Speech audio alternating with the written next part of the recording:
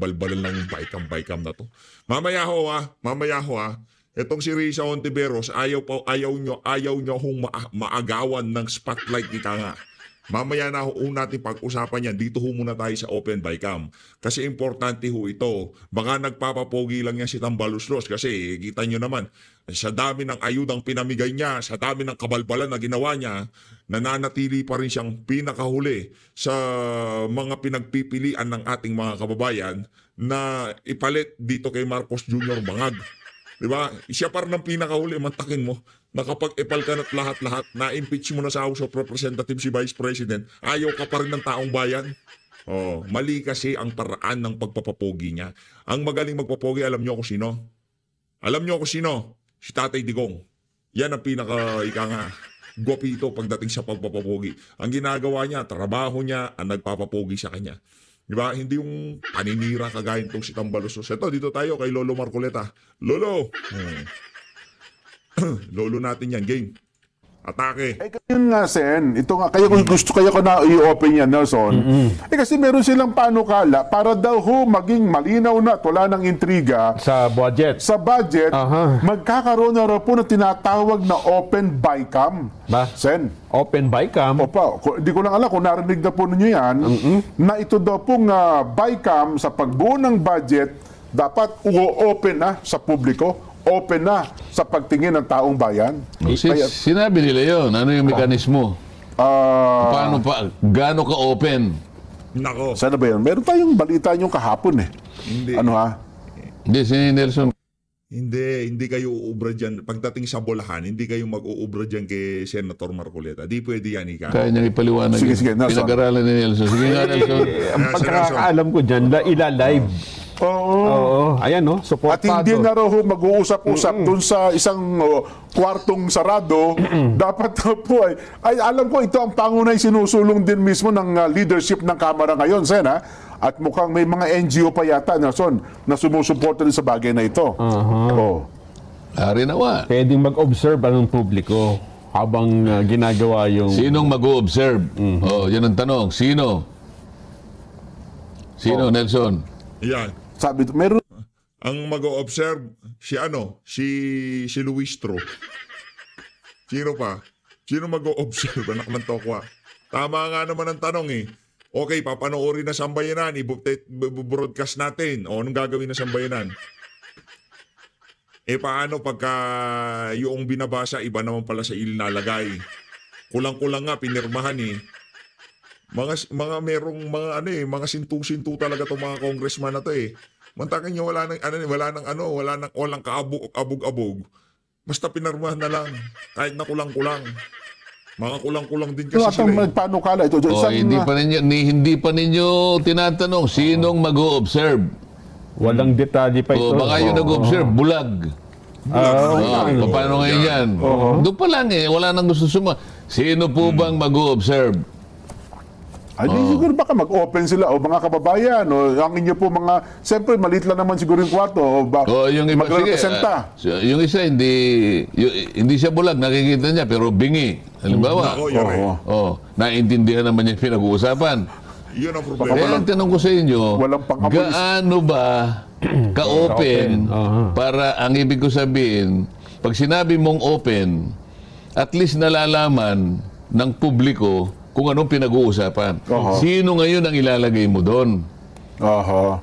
Ito, nabuo daw po yung panawagan para sa Open Bicam para sa mga naging issue sa pagkakabuo daw po ng budget. Nito nakalipas sa taon, ang tinutukoy daw po yung ng mga nananawagan para sa Open Bicam, ang pagkakasingit daw po ng special provision sa 2024 General Appropriations Act na nagbibigay ng kapangyarihan sa Department of Finance ay utos sa paglilipat ng 89.9 billion pesos sa sobrang subsidiya ng pamahalaan ng PhilHealth.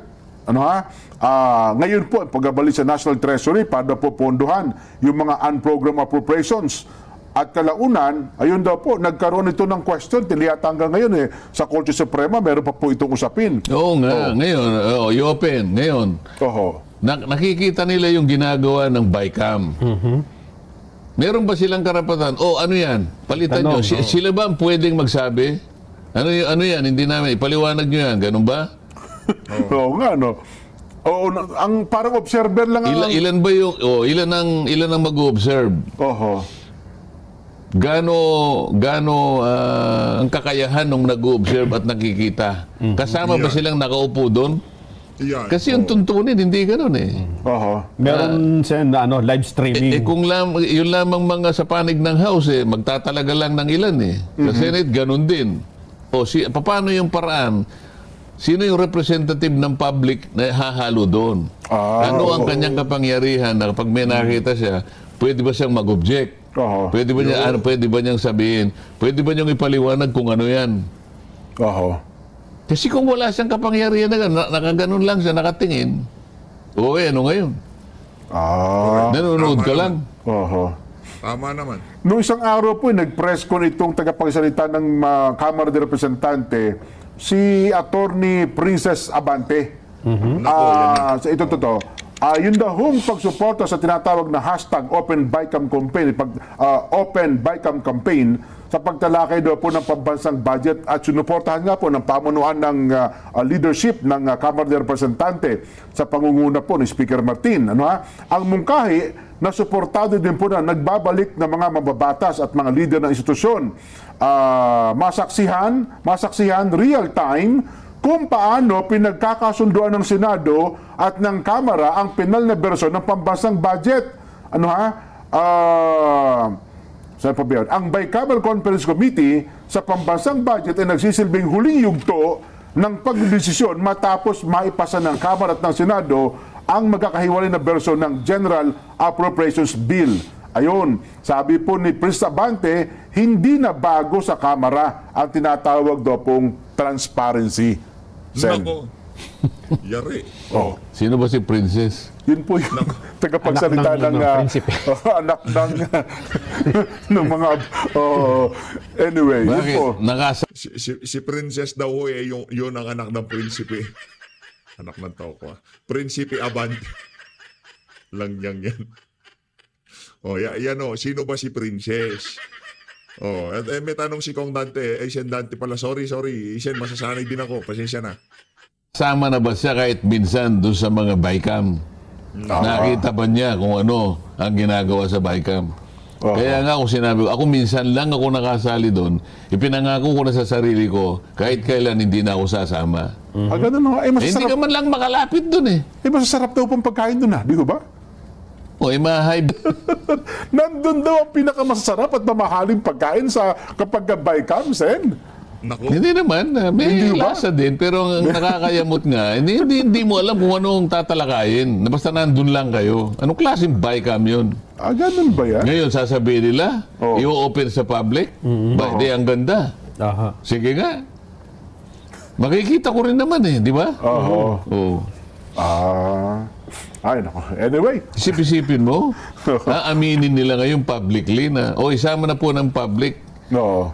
Isang pag-amin talaga na na itinago nila Di ba?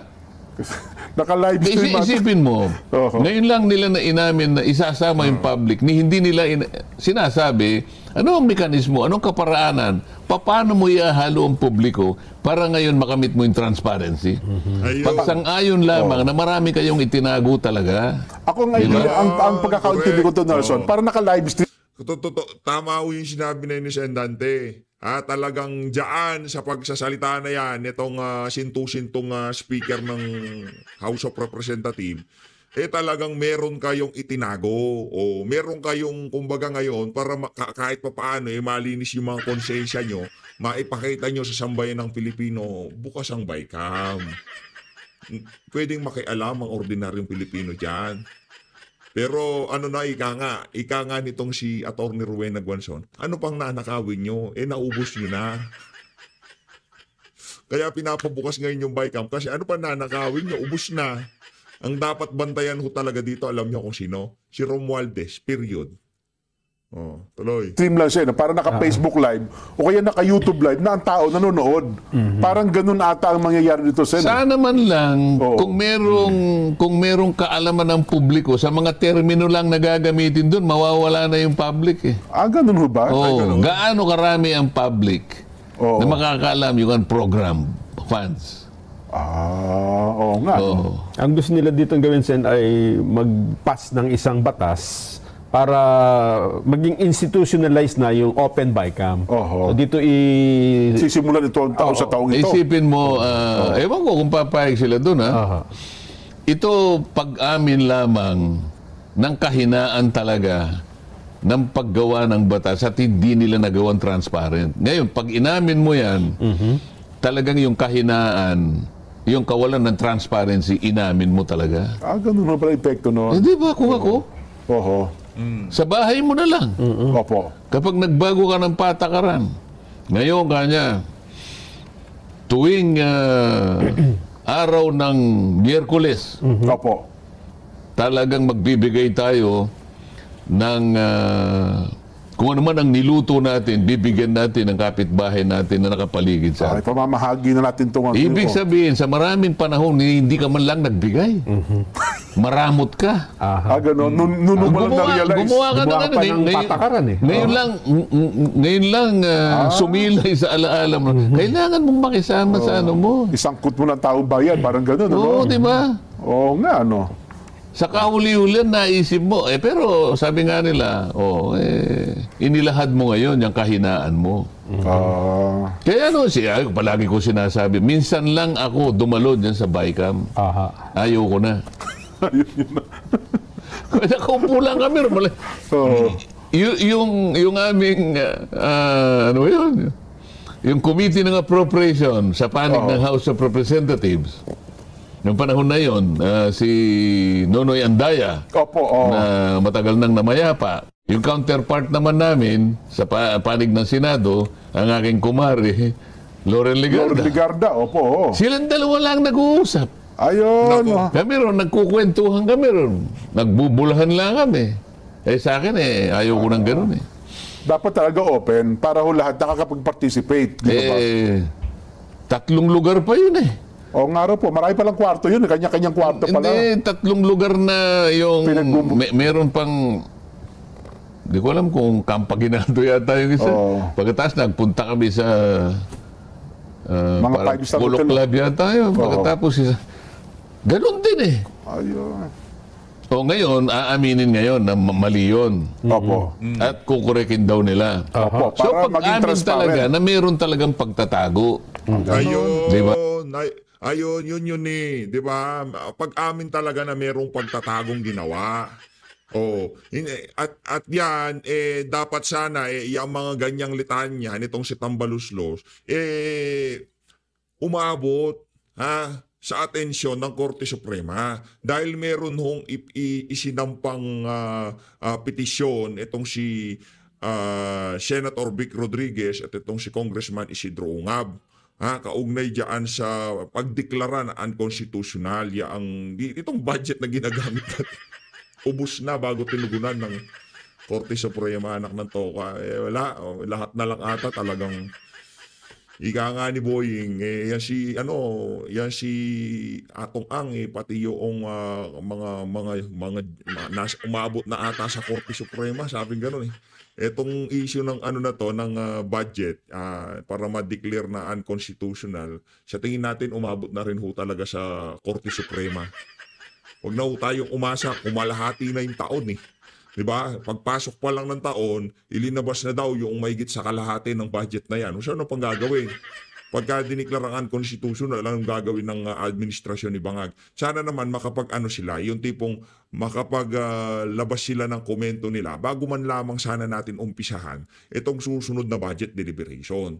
Para at least mamulat ang kamalayan ng sambayan ng Pilipino na yung mga pinagagawa nila dyan sa BICAM na yan at yung kulang-kulang na BICAM tapos pipirmahan, kesyo ministerial na lang daw yung paglalagay ng mga figure, kabalbalan mo yun. Sana maglabas ng komento o desisyon ng Korte Suprema kaugnay dyan sa issue na yan. Dahil yan ho talaga ang pinakamalapit sa bitukan ng sambayanan. Yung pera na yan ay dapat mapunta doon sa mga kababayan nating naghihirap, magbibigay ng oportunidad, magbibigay ng pag-asa, ika nga doon sa mga kababayan natin na ngayong mga panahon na to talagang nawawalan ho sila ng ika nga parang wala na talagang, di ba? Sana. Yung open BICAM na kabalbalan ho yan mga. Sana walang ganon. Hindi, anyway, Sen, ganito na lang. Kapag kayo po sa Senado ay kasama dyan sa BICAM, kami na ang isugan nyo ni Nelson. Yan. Kami yung public. Kami na ang isugan ninyo. Parang kalabaw lang. Ito dalawa sinusugan ko dyan, ha? Dahil open yan sa public, kaya yung dalawa yan ng public. Tsaka, Teka. para na sa ganun yung Sir. may magsisidop ng mga ating mga Pagka kung sakaling isoga mo yung mga yan, Sen, isoga mo na rin ako. Masarap daw pagkain dyan eh. Oo, hindi pa naman tayo nakatikim na masarap na pagkain. Di ba? O, malay mo, makachamba tayo dyan sa BICAM na yan. Sen, sama mo ako dito kay Sir Nelson, ha? Pagka isinoga mo sila dyan sa open BICAM na yan. ayos dyan, ha? Oh, Anyway. hindi na ba natin isasangkot ang publiko rito kung ano nang pinag-uusapan natin eh. Saglit lang po, Oh, yeah. mag-break lang tayo. Saglit lang, ano, ha? O, yan na, magbe-break na daw ho sila. Kaso, habang magbe-break ho sila, punta tayo ngayon doon sa mga priority bill nitong si Senator Rodante Marcoleta. Heto na ho, mga kababayan. Yun. Yan. Kasi nung ako'y nasa House of Representatives pa, Opo. pagka ganyan na magbubukas ang bagong Kongreso, mapa Senado man, mapa House, Opo. lalong-lalo na sa House, dahil sa dami siguro ng mga nakikipag-gitgitan na makapag-file ng kani-kanilang mga panukalang batas, isang linggo bago magbukas nakalinya na yung mga staff, dala-dala yung mga panukalang batas Doon na sila natutulog mismo kung saan sila Opo. nakatayo. O kung Unahan saan sila nata naupo. Unahan Ako, unahan. sinubukan ko rin yun Oho. Para kahit papano, kasi merong konting relasyon yung baba ng bilang doon sa mga unang tatalakayin. Ganun mo ba yun? Halimbawa, si Congressman Nelson Lubao, nakayanan niyang nung siya'y mag-file, nasa 50 to 100 yung kanyang mga bills. Nangangahulugan na may priority siya kaysa doon sa akin. 500 na ako nung akong pumasok Di ko lang pala 001. Kaya, yung 001 kasi, sa speaker yan So ganun pala ganon. talaga. Ngayon, kaya ako nabanggit yan, sa dami ng miyembro ng House of Representatives, physical talagang nakapila yung mga staff. Ayun. Para lang makipag-unahan, lalo na talagang unahan kinakala pala, mo no? importante. Opo. Ginawa ko yun yung unang 20 dun sa House of Representatives. Oo. Sabi ko doon sa isang staff namin, kung kinakailangan matulog ka dyan, matulog ka na. Meron na pong nauna. Hindi balik ako, diluminya ka. Magkaganon ba, nasa 120 na yata, hindi natnang ko Mataas pa rin talaga ang bilang pala, no? Pagkatapos, yung mga huli, 2,500 na. So, kung yung baba ng bilang mo ay isa sa basihan na matatalakay ka na mas maaga. May ganun pala. Ngayon, sa Senado, Opo. nagbunutan. Oho. Kaya nagpadala ako ng staff, bunutan. Maglalagay, kung sino yung nakabunot ng ganito, yun ang slot mo. Nagkataon na yung okay. unang bunutan, number 4, yung nakuha kong slot. Oho. Kaya, yung araw na kung saan ipa-file yung unang 10 bills mo, Oo. ang nakatoka sa akin, June 30 up to July 3. Ayun. Kaya nandun ako kahapon. Kahapon, July 3 pala. Schedule. Nakaschedule. Kaya maganda sapagkat Ganun pala. bunutan. Oho. Dati rin kasi, yung Senate President, siya yung nauuna. Opo. So naging liberal. Di ba maganda naman talaga? Tama. Palibasa, 24 lang naman kami, kaya walang masyadong... Kasi nasanay nga ako kung doon sa Kamara, 300 plus kayo na congressman. Kaya kung malimbawa, bawat isang congressman, isang pulang, aabutin talaga kayo ng libo-libo. Oo, Ganun pala. yung 19th Congress na iniwanan ko, 311 kami nung una. Pamatakin niya yan, opo. Oo, namatay yung 5, kaya naging 306. Ayun, oho. Di ba? Oho. Ganun karami. So, bawat isa may dalawang 20. Oho. Makikipag-git-gitan yan. Nako, oho. So sa Senado, ang nangyari, mayroon pala kayong time frame, sabi niyo ito, ito schedule Oo, ninyo. yung slot na nakuha ko, June 30 to July 3. Kaya, siyempre, mahalaga sa akin yon. Opo. Requirement na kinakailangan personal kang magpakita. Oho. Sa house kasi, okay. pwede yung staff Opo. kung kinakailangan ka ako akong pumunta, Oo. Ako ang pupunta, kaya nandun ako. Bagay kasi naman sa Kamara, hindi na magkakahalatan, 300 plus kayo. At sa Senado, Ayan, no? Tingnan mo naman, 24 no? lang kayo. Yan na nga, oh. Talagang ako nagpakita. Para talagang i-file ko ng personal. Opo. Ayun. Oho. Teka lang, ang inaabangan nila, Sen, sapagkat ito'y pinangako nyo, inihain nyo po ba yung panukala na yung nagbabayad ng 2,000 piso sa kanilang, bayarin sa kuryente, ay inihain nyo na ho ba na panukala? Kasama sa inihain Ayun! ko. Binago ko lang sapagkat naisip ko nung bandang huli, Opo. kapag ang nilagay ko sa batas ay talagang 2,000 pesos lang, Opo. baka mamaya biglang sumikat yung presyo, Oho. baka ma-dilute yung 2,000. Okay. Halimbawa, ang basihan kasi noon, inano ko lang sa palagay mo sa rate ng Meralco, 11 to 12 pesos per kilowatt hour, Nelson. Ano? Opo. So, 10 pesos kamo na lang. Kaya kapag siya ay kumukonsumo ng 200 kilowatt hours times 10 pesos, yun ang 2,000. Opo. Kaya lang, sa Meralco yun. Paano yun sa mga electric cooperatives na kung minsan 17, 18, Mas mataas sa probinsya 19 po. pesos? Tama kayo, oo. O sabi ko, kung kailan tumataas yung rate niya, nadadilute yung 2,000. Kaya ang ginawa ko finally doon sa batas, hindi yung 2,000 ang nilagay ko, yung number ng kilowatt hours. So per kilowatt hour na ang basihan, hindi na yung... Nilagay ko ron na kapag yung kanyang nakonsumo ay 135 kilowatt hours pababa. Oo. Kasi kung halimbawa nandun siya sa Mindoro, taga Mindoro siya. Opo, naku, mahal Ang doon. singilan doon, 19 pesos. Opo, mahal doon. Subukan mo ang i-multiply yung 19 pesos sa 135. Yan, Para Nelson. makita natin, Nelson. Yan. Para maintindihan nila kung bakit ginawa ko imbes na 2,000. Bagamat dun sa aking explanatory note, Oo. sinabi ko ron, Ayun. humigit kumulang 2,000. Pero So, mabuti pa niliwanag niyo, Sen, ha? Baka akala, umaatras tayo doon sa naging panukalan, naging pangako ninyo, eh. hindi, doon sa Hindi. explanatory note, nandun yung 2,000. Ayun, Pero opo. doon sa batas, nilagay ko na lang 135. Kasi kung mataas yung rate, kapag nilagay mo lang yung 2,000, abay, malulugi. Malulugi. Tingnan mo, magkano? 2,000? Hindi po. Hindi. 135 kilowatt hours times 19 times pesos. 19 pesos. Oho. 2,565. Ibig Ayun. sabihin, yung 2,500 masasali. Ayun. So, hindi Kasi- nakafix sa 2,000 pesos. Kasi nga kung Opo. 2,000 ang inano mo, Sa gamit. bigla, Tama, bigla tama. niyang tinaas yung bigla niyang rate. tinaas yung Oo rate. nga. Halimbawa, Bayad, halimbawa sa Mindoro ginawa niyang 25. Nako. Oho. Paano in 2,000 biglang bumaba yung 2,000? Ayan nga. Oho. Kaya 135 na lang sapagkat doon mapipreserve mo ngayon yung espiritu na sinasabi ko. Ayun. Na at least 2,000 pesos pababa. Hindi lamang yun. Dalawa magkakambal yung bill na yon. Opo. Isa lamang yon. Yung pangalawa, sinasabi ko ron na yung sale ng electricity, tatanggalin yung 12% VAT. Ayun. Oho.